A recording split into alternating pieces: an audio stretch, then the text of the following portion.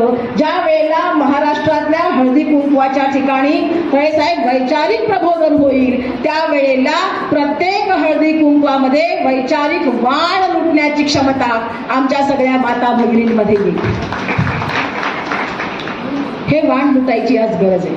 आम्ही काय बघतो, समाजातलं एखादं हळदी कुंकू नुसतं रस्त्यावर एखाद्या पाटीवर लिहिलं असेल ना तरी बाई धावत जाते.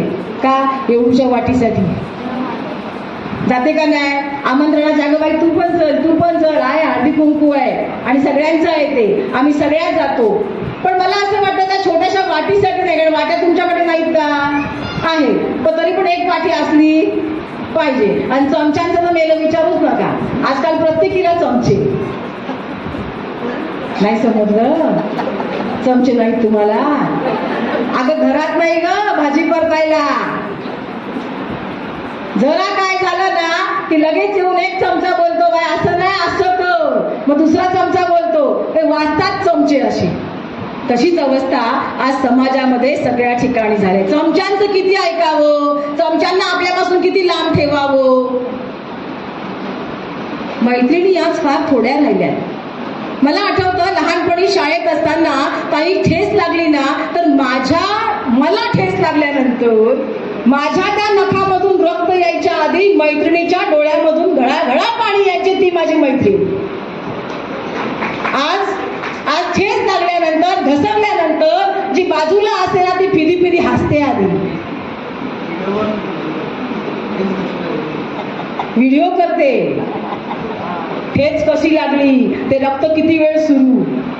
ऍक्सिडेंट होतं ना, ऍक्सिडेंट रस्त्यावरती, त्यावेळेला त्या पडलेल्या माणसाला मदत करायच्या ऐवजी लोक काय करतात, मोबाईलवरती व्हिडिओ करतात. संवेदनशीलता आम्ही हरवून चाललोत का, हा प्रश्न आहे. आणि ही संवेदनशीलता केव्हा येईल तर या मोबाईलशी बोलू नका, माणसांशी बोला, जित्या जात्या माणसांशी बोला. आम्ही या मोबाईलवरून ओळख नसलेल्या परकीय परदेशातल्या किंवा दुसऱ्या भागातल्या म्हणजे काय ग कशी आहेस तू, पण घरातल्या सासूला विचारत नाही आई बरं वाटतंय का, घरातल्या सुनेला म्हणत नाही काय ग बाई काही दुखतंय का तुझं, आराम कर आजच्या दिवस मीच करते स्वयंपाक. पण मोबाईलला जी लांबची आहे, कधीतरी कुठेतरी एखाद्या समारंभात छोटीशी ओळख झाली आणि म्हणून आम्ही लगेच काय करायला लागतो. बरोबर आहे ना? संवेदनशीलता जपली पाहिजे आणि ही जपाल त्यावेळेला आपली पुढची पिढी आपण संवेदनक्षम घडवू शकू. नाही तर आजकाल मुलं बघा, त्यांना सांगा तुमच्या कुटुंबातलं कुणी एकाचं दुःखद निधन झालंय, त्या पोराला काही वाटत नाही, लहान गेला वाटतं का काही, ते विचारतं काही कोण ग, अरे आमच्या मामांचा, लांबच्या काकांचा किंवा आणखीन कोणाचं लांबचं नातं तुम्ही सांगितलं, अच्छा अच्छा हो का ठीक आहे, मग त्यात काय एवढं रडण्यासारखं, म्हणतंय ना कार्ड तुमचं, अगं लांबचं होतं ना ते, मग त्यात काय एवढं, मला वाटलं कुणीतरी आपल्या घरात असं बोलतंय ते. अरे पण घरातलं आणि घरातल्या बाजूचं. निर्भया घडली त्यावेळेला आम्हाला वाटलं होतं दिल्लीच्या वेशीवर घडली, अजून शहापूर तर बरंच लांब आहे दिल्लीपासून, त्यामुळे ती घडली तिकडं, आपण का शोक करायचा. अहो पण आज शहापूरच्या वेशीवर शहापूरच्या घराघरात संकट आलेत ना, जरा दरवाजा उघडा ठेवा, होतो की नाही दरोडा मला सांगा. एखादी मुलगी जर चांगली दिसायला लागली, तोकडे कपडे घातले, होतो की नाही अत्याचार मला सांगा, त्याच्यावर येणारच आहे मी. अहंकाराची माती कुणाला लागले, कुणाला शिक्षण जास्त घेतलंय त्याची माती लागले, कुणाला पदाची, आम्ही ज्या पदावर आहोत ना त्या पदाच्या अहंकाराची माती, सगळीकडे माती माती माती. ही सगळी माती बाजूला करा, तुमचं स्वच्छ मन तुम्हाला दिसेल. आणि म्हणून मैत्रिणींनो, शरीर नटवण्यापेक्षा, नटवा, ज्याला आवड आहे त्यांनी जरूर करावं, पावडर लावा, लाली लावा, आणखीन काय ते फाउंडेशन लावा, काय कोरायच्या त्या कोरा, सगळं करा. पण शरीर नटवण्याच्या बरोबर कधीतरी विचार करा की आमचं मन सुद्धा आम्हाला नटवता आलं पाहिजे. हे मन ज्या वेळेला आम्हाला नटवता येईल ना त्यावेळेला आम्ही पुढच्या पिढीला संस्कार द्यायला संस्कारक्षम. पुढचं आमच्या मैत्रिणींनी काय केलं पाहिजे, संवाद साधला पाहिजे. आजकालच्या काळामध्ये आम्ही संवाद साधतो कोणाशी, आमच्या मोबाईलशी. बाई सकाळी उठली का झोपेतून उठायच्या आत ती आजूबाजूला तास पडून बघते कुठे गेला आहे ना. उषाला काल रात्री ठेवला होता, गेला कुठं, ती धडपडून बघते, सापडला नाही आणि उठल्यापासून लगेच तिचा सगळा वेळ असा आणि असा करण्यामध्ये. जगाची चिंता हिलाच. महायुद्ध झालं तर बाई हिच्याशिवाय काय थांबणार आहे का ते. त्यामुळे कुठे काय घडलं याचं पटकन तिला बघायला पाहिजे. काय उत्सुकता, चांगल्या गोष्टी आहेत सगळ्या, पण त्यातून जेवढं घेण्यासारखं आहे तेवढंच घेतलं पाहिजे. ह्या ज्या गोष्टी आपल्या शरीराला लागतात त्या गोष्टी ज्या अनाठायी आहेत, याच्यापासून जर 4 दिवस बाजूला ठेवला कुणी मरणार आहे का हो? आहे का मरणार? नाही. पण तरी सुद्धा आम्ही त्याचा मोह त्यागत नाही. पण दुसरं एक असतं, आमच्याकडे जे नाही आहे ना ते जे हिच्याकडे आहे त्याबद्दल आम्हाला असूया वाटता कामा नये. आम्हाला ती असूया वाटते, आम्हाला राग येतो. एखाद्याचं कौतुक, एखाद्याचं नाही एखादीचं कौतुक जर एखाद्या महिलेकडे केलं तर जिच्याकडे कौतुक केलं जातं ताई तिला ते फारसं आवडतं का?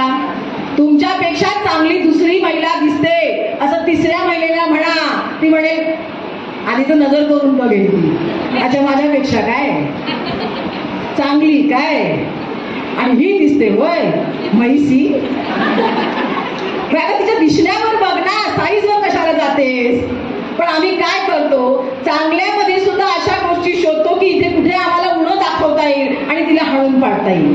हाताची 5 बोटं कधी सारखी नसतात, हा निसर्ग नियम आहे. आणि निसर्गाने अशी अनेक उदाहरणं आम्हाला ज्वलंत दिलेली आहेत की बाहेर बघायची गरज नाही. तरी सुद्धा आम्ही काय करतो, तिच्यापेक्षा प्रत्येक गोष्टीमध्ये मीच कशी चांगली असली पाहिजे. मला वाटतं आता आजकालच्या मॉडर्न आया बरं का मम्या, या आपल्या मुलांना ऑलराऊंडर बनवायला लागल्या. म्हणजे 10 मुलं नाही, आता एकच मुलगा. क्रिकेटमध्ये पण तोच अव्वल आला पाहिजे. कबड्डी स्पर्धा असेल तर मेरे भाग घे. वक्तृत्व स्पर्धा आहे तिकडे पण तुला बोलता आलं पाहिजे. परीक्षेमध्ये पण मार्क कमी काढायचे नाही. डान्स कॉम्पिटिशन नाचता आलं पाहिजे. म्हणजे जे जे काही आहे ते एकाच मुलाला, म्हणजे पूर्वी 10 मुलांमध्ये 10 संस्कार असायचे वेगवेगळे, आज एकच प्रोडक्ट आहे. त्याच प्रोडक्टवरती असे काही लादलं जातं की त्या मुलाला माणूस म्हणून जगता येतच नाही. मैत्रिणींनो, यापासून तुम्हाला आणि तुमच्या पिढीला तुम्हाला वाचवायला हवं. अट्टहास नको. जे तुमच्याकडे उत्तम आहे ते तुम्हाला देता आलं पाहिजे. मला नाही करता येत चांगली भाजी, ताई मला खरंच नाही जमत तुमच्यासारखी भाजी, तुम्ही कशी करता मला शिकवा बघू, असं कमीपणा घेता आला पाहिजे. मुळात मी जेव्हा वाक्य वापरते की मुलगी शिकली प्रगती झाली, शिकली म्हणजे शिक्षण आलं. शिक्षणाने माणसामध्ये बदल होतो आणि तो बदल सकारात्मक झाला पाहिजे. पण राऊत साहेब, मला आता वाईट वाटतं की शिक्षणाने लोकांमध्ये बदल होतो पण तो बदल वाईट प्रवृत्तीचा होतो. माणूस जास्तीत जास्त अहंकारी होत चाललाय. आणि मग मला माझे पक्षप्रमुख, माझी मुख्यमंत्री माननीय उद्धव साहेब आठवतात. ज्या वेळेला साहेबांनी मुख्यमंत्री पदाची धुरा हातात घेतली त्यावेळेला आणि त्याच्यानंतर जेव्हा जेव्हा मंत्रालयात गेले ना, त्या प्रत्येक वेळेला साहेबांनी मंत्रालयात गेल्यानंतर दरवाजावरच्या द्वारपालाला सुद्धा काय केलं आहे, नमस्कार. एक लक्षात ठेवा मैत्रिणींनो, तुम्ही जेवढ्या मोठ्या व्हाल, उंचीने नव्हे बरं, नाही तर म्हणाल बाई मी अजून व्हायची आहे, असं नाही. उंचीने नव्हे, शारीरिक उंची महत्वाची नाही, विचारांची उंची. ज्या पद्धतीनं मोठ्या व्हाल त्या पद्धतीनं तुमच्या अंगी नम्रता आली पाहिजे, तर तुमच्या शिक्षणाचा खरा उपयोग आहे. आम्ही मात्र काय करतो, हिच्यापेक्षा मी जास्त पुढारलेली कशी, हिच्यापेक्षा मीच कशी चांगली दिसते. आणि म्हणून तुम्हाला मी श्यामची गोष्ट सांगते ना, ती त्यासाठी सांगते. ती सगळ्यांनाच माहिती आहे, ती काय नव्याने मी सांगते अशातला भाग नाही. श्यामच्या आईच्या पुस्तकाची पारायण करणारी माणसं समाजामध्ये जन्माला यायला हवीत. मला असं वाटतं त्या माध्यमातून तरी, जसं आपण हरिपाठ पारायण करतो, जसं आपण ज्ञानेश्वरी पारायण करतो, तसं संस्कारक्षम श्यामच्या आईच्या पुस्तकाचं पारायण करणं ही या काळाची गरज आहे. मुलगी शिकली प्रगती झाली, पण ही प्रगती कुठपर्यंत, ही प्रगती इथपर्यंत की मुलगी सासरला गेली, तिने फोन केला, मम्मा उठले ग मी. मग मम्मा म्हणते सासू उठली का, सासूच्या आधी उठू असं म्हणते. असं म्हणते का? अशा जर ममा म्हणत असले तर त्यांनी म्हणू नये, नाही का? काय भाजी केली? आता तिच्या घरात काय भाजी शिजते हे ममाला कशाला काळजी पाहिजे? ती भाजीच खाणार आहे ना, माती तर खाणार नाहीये ना. पण ती भाजी काय केली, बरोबर? त्यात वाटण घातलं की नाही घातलं, तुमची पद्धत कशी, आमची पद्धत कशी. घरात असताना मुलीला शिकवायचं नाही ग बाई, तिचा अभ्यास आहे, तिला परीक्षा द्यायला लागते, सकाळी उठून कॉलेजला जायला लागते. नको नको तिला शिकवायला. भाकऱ्या करायला आमच्या मुलींना आता येतात का? नाही येत. आणि उकडीवरच्या आणि हातात तर मुळीच येत नाही. आम्ही आता कशाने लाटू, बरोबर ना? लाटून आम्ही भाकऱ्या करतो. आम्हाला आता हाताने थापलेल्या भाकऱ्या करता येत नाही. पुढच्या पिढीला तर भाकरी कदाचित ती शोपीस मध्ये दाखवावी लागेल की ही जी आहे ना, हिला भाकरी असं म्हणतात. आपली नैतिक अधिष्ठान हे सुद्धा घडवलं गेलं पाहिजे. कदाचित येणारी भविष्यातली पिढी तुम्हाला विचारेल, ज्या वेळेला आमचं लोकशाही आणि संविधान धोक्यामध्ये होतं, आहे ना ताई आज, त्यावेळेला तुम्ही काय करत होता? हा पुढच्या पिढीने जर प्रश्न विचारला, तुम्हाला ठणकावून उत्तर देता आलं पाहिजे. त्यावेळेला आमची लोकशाही, आमचं संविधान वाचवण्यासाठी आम्ही आमच्या पक्षप्रमुखांच्या बरोबर खांद्याला खांदा लावून खारीचा वाटा देऊन काम करत होतो, आमचं संविधान आणि आमची लोकशाही वाचवण्यासाठी. हे आपल्याला करता आलं पाहिजे. तुम्ही ते कराल त्याची मला अपेक्षा आहे. या जन्मात पाप केलं तू पुढच्या जन्मात फेडायला लागतं, आणि पुढच्या जन्मात फेडायला नको म्हणून या जन्मात पाप करायचं नाही. आणि ताई आता म्हणतात, आता असं नाही राहिलंय, ते म्हणतात आता इथेच करा आणि इथेच भोगा. ते कसं भोगा? या जन्मात पाप केलं तर आता जो पाप करील त्याला भाजपात जावं लागतं.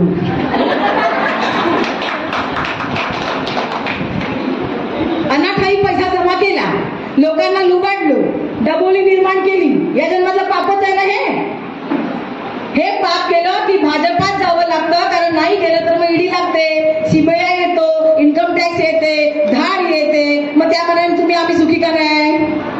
आमची मीठ भाकरी बरोबर की नाही? आमचे संस्थे आहेत का? काही नाही. तर या दृष्टिकोनातून तुम्हाला या सगळ्या गोष्टींचं आकलन व्हावं.